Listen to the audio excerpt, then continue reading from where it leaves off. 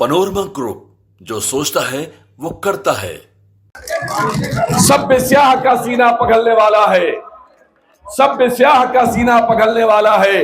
हवा के खौफ से न घबराओ ऐ देवघर वालों, हवाएं बता रही है कि मौसम बदलने वाला है, मौसम बदलने वाला है। झारखंड में विधानसभा के चुनाव चल रहे हैं और प्रचार का आज आखिरी दिन है। आज देर शाम के बाद प्रचार थम जाएगा और उसके बाद वोटिंग की प्रक्रिया होगी। लेकिन उससे पहले जहां पर जेएमएम, भाजपा, कांग्रेस, आसूज, ये तमाम पार्टियां जो है वो लड़ रही है, तो वहीं राष्ट्रीय जनता दल भी झारखंड में 7 सीटों पर चुनाव लड़ रही है, जिस पर 5 सीटों पर वोटिंग हो चुकी है। 2 सीटों पर पूरी ताकत लगाई जा रही है राष्ट्रीय जनता दल के द्वारा। नेता प्रतिपक्ष तेजस्वी यादव लगातार वहां पर कैंप कर रहे हैं। उसी दौरान आरजेडी एमएलसी कारी सोएब भी वहां पर हैं।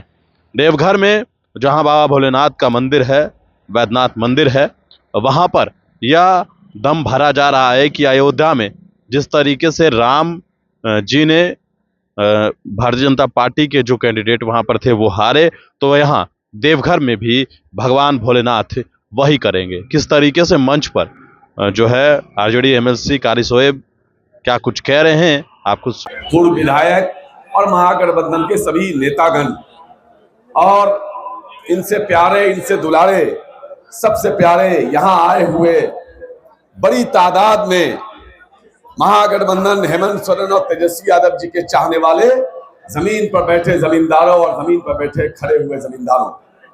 साथियों, वक्त कम है। ये जो चुनाव है, ये चुनाव कोई झारखंड का चुनाव नहीं है।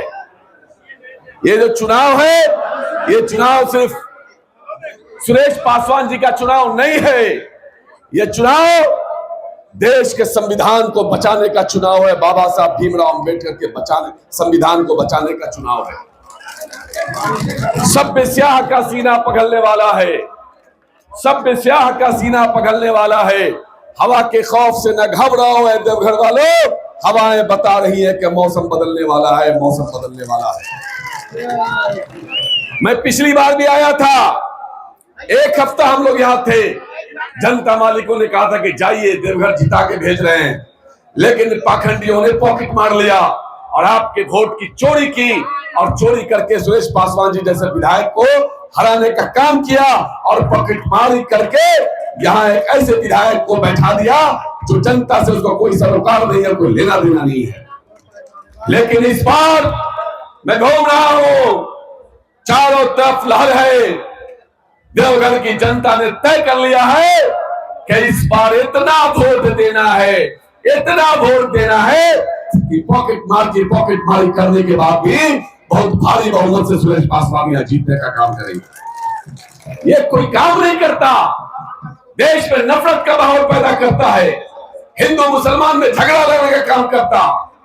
ये कोई काम ही नहीं करता। हिंदू मुसलमान मैं कहता हूं, न हिंदू बनेगा न मुसलमान बनेगा। जो इंसान की औलाद है वो इंसान बनेगा।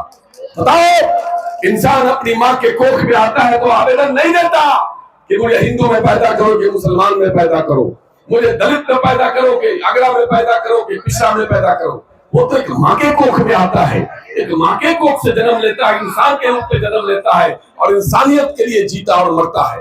या हिंदू मुसलमान की बात कहां से आ गई? ये लोग मर्यादा पुरुषोत्तम भगवान राम का नाम लेकर के चारों तरफ दंगा फसाद करता है। बताओ, वो मर्यादा पुरुषोत्तम भगवान राम जिसने अपने एक सौतेली माँ की इच्छा को पूरा करने के लिए 14 साल का वनवास करने चले जाते हैं, तब राजपाट को छोड़ करके, वो सौतेली माँ का दिल नहीं दुखे। बताओ, वो भगवान राम का मानने वाला किसी का मौत नहीं कर सकता है क्या? वो भगवान राम का मानने वाला किसी का जमीन कब्जा कर सकता है? वो भगवान राम का मानने वाला नफरत पैदा कर सकता है? वो भगवान राम का मानने वाला किसी का कत्ल कर सकता है?